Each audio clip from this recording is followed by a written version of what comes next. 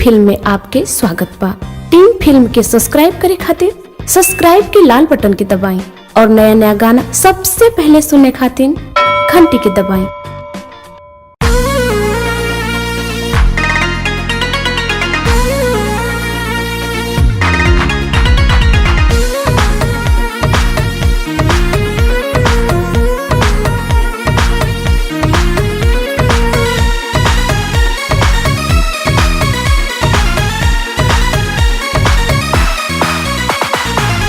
तारू काहे के चुप रहा, जा तू सजन घर खुश रहा। रोआ तारू काहे के चुप रहा, जा तू सजन घर खुश रहा। रहे ना नसीब में हमनी के मोहब्बत, बेवफा न खुद के कहा। रोआ तारू काहे के चुप रहा, जा तू सजन घर खुश रहा। रोआ तारू काहे के चुप रहा, जा तू सजन घर खुश रहा।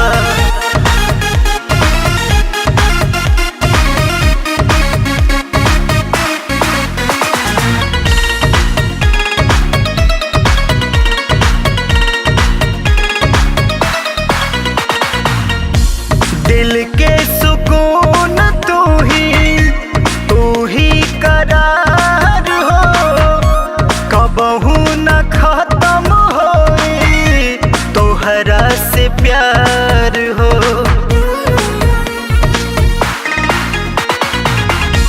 होके अकेला कबहू न होई हा उदास हो। दिल के तू धड़कन बाड़ू, हम तो हर सांस हो, हम तो हर सांस हो। जनता नी बतिया न कुछ कहा, जा तू सजन घर खुश रहा। रहे ना नसीब में हमनी के मोहब्बत, बेवफा न खुद के कहा। रोआ तारू काहे के चुप रहा, जा तू सजन घर खुश रहा। रोआ तारू काहे के चुप रहा, जा तू सजन घर खुश रहा।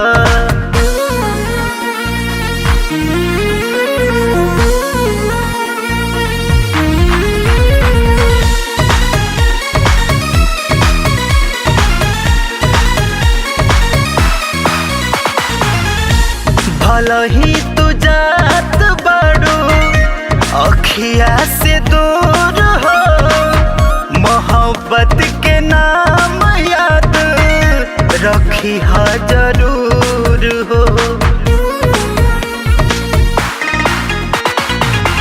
बिना निर्मल अमित कबो न भुलाई, तोहर नाम लेके जान जिंदगिया बिताई, जिंदगिया बिताई। रचल विधाता के रीत सहा, जा तू बलम घर खुश रहा। रहे ना